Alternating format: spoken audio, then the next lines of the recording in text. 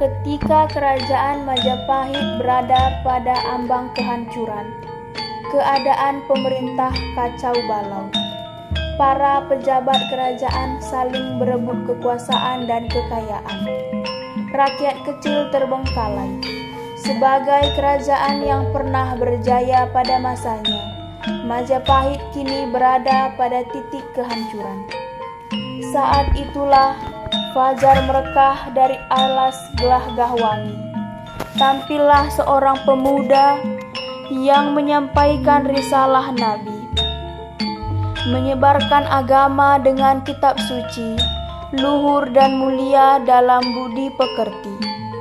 Pemuda itu tak lain ialah salah seorang putra Raja Majapahit Brawijaya Kertabumi yang bernama Raden Fatah. Raden Fatah adalah seorang putra raja dari Selir yang tinggal di Palembang.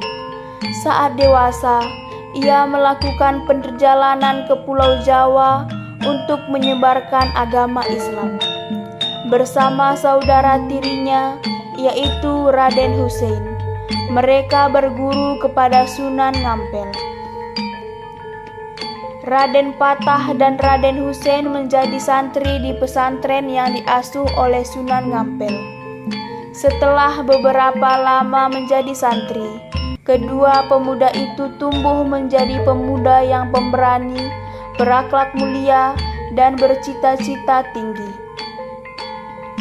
Di pendapa masjid pesantren, Sunan Ngampel berkumpul bersama para santri.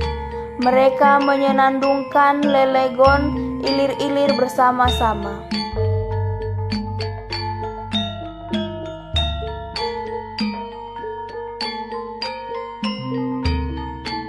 Anak Mas Fatah, anak Mas Husin. Kula, Kanjeng Sunan, kalian adalah keturunan Palembang. Kalian sudah lama belajar di sini. Saatnya kalian untuk menimpa cita-cita kalian selama ini. Terima kasih beribu-ribu terima kasih saya ucapkan kepada Kanjeng Sunan yang sudah membimbing saya selama ini. Saya sendiri tidak ingin meninggalkan Kanjeng Sunan dan selalu membekti dan menjalankan ajaran agama.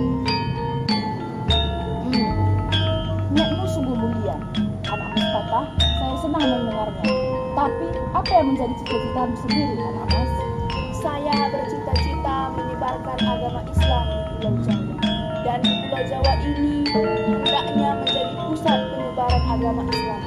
Hingga nanti wilayah-wilayah seberang lautan juga dapat merasakan bagaimana indahnya agama Islam di Kanjeng Sunan. Masya Allah, sungguh teramat tinggi cita-citamu. Saya sangat mendukungmu, anak Mas Fatah. Anak Mas Husin, bagaimana dengan cita-citamu? Saya sangat senang tinggal di sini, Kanjeng Sunan. Saya akan mengikut Kang Mas Fatah. Bagus. Tapi saya mendengar kamu ingin minta, ingin sowan kepada Raja Kertabumi, penguasa Majapahit. Iya, Kanjeng Sunan. Bagaimanapun di dalam diri saya masih mengalir darah kerajaan. Baiklah, kalian sudah waktunya untuk melangkah, anak Mas Fatah. Kamu saya tugaskan untuk membuka pesantren baru, agar cita-citamu untuk menyebarkan agama ajaran Islam di kepulauan Pulau Jawa tercapai. Tapi sebelum kamu harus sowan kepada rajamu Prabu Kartabumi. Samina warahu Kanjeng Sunan. Samina warahu, Kanjeng Sunan. Anak Mas Husin, kamu berbakat dalam keprajuritan dan kenegaraan. Kamu sowanlah kepada Prabu Kartabumi, sampaikan ajaran Islam kepada segenap rakyat Majapahit. Baik, Kanjeng Sunan. Raden Fatah dan Raden Hussein menghadap Prabu Kertabumi. Raden Hussein diangkat menjadi Adipati Terung. Raden Fatah yang memang berniat mendirikan pesantren diberi wilayah di alas Gelagah Wangi. Bersama pengikutnya, Raden Fatah melakukan babat alas Gelagah Wangi.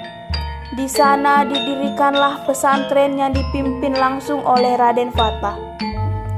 Dari jumlah penduduknya yang hanya puluhan, hingga akhirnya mencapai ratusan hingga ribuan.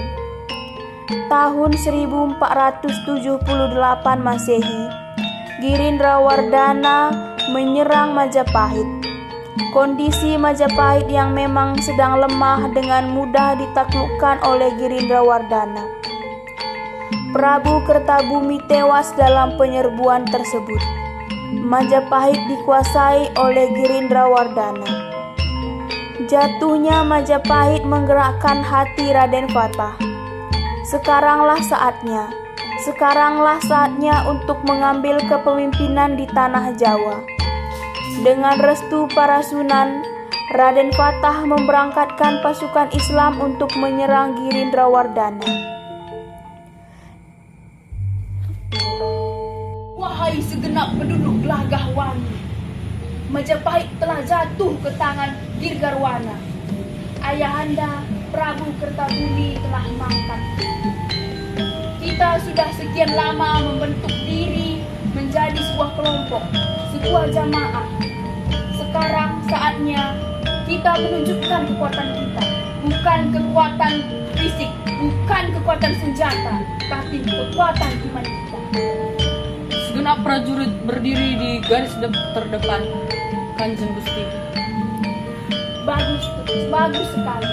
Tetapi ketahuilah, kita membutuhkan segenap kekuatan yang ada di hadapan semua penduduk Gelagahwani, prajurit, petani, pedagang yang tidak mempunyai ujur untuk berangkat menyerang Girgarwana. Kula, Kanjeng Gusti. Siap berangkat? Allahu Akbar! Allahu Akbar! Pasukan Islam di bawah pimpinan Raden Fatah menyerang Girindrawardhana. Peperangan berjalan sengit. Segenap rakyat tanah Jawa yang sudah memeluk agama Islam bergabung bersama pasukan Raden Fatah. Peperangan dimenangkan oleh Raden Fatah. Wahai rakyat sekalian, perhatikanlah. Hari ini, atas musyawarah dan kesepakatan waliul, Dewan para wali yang terdiri dari beberapa sunan, kami mendirikan kesultanan untuk menjamin kelangsungan wali yang berdiri dari beberapa ajaran Islam dan menjamin kesejahteraan rakyat. Kesultanan ini bernama Kesultanan Demak di Bintoro. Allahu Akbar, Allahu Akbar, Allahu Akbar. Raden Fatah, atas berkat Allah Ingkang Maha Agung, apa yang dahulu Anda cita-citakan akhirnya tercapai. Raden Fatah jadilah penata agama dan penata praja, ahli agama dan juga pemimpin. Laksanakanlah amanah kepemimpinan ini dengan baik. Inggih Kanjeng Sunan, atur nuhun ajaran bimbingan Kanjeng Sunan beserta sunan-sunan yang lain. Dengan ini, secara resmi kami lantik Raden Fatah menjadi Sultan Demak dengan gelar Sultan Alham Akbar Al-Fatih. Allahu Akbar! Allahu Akbar! Allahu Akbar!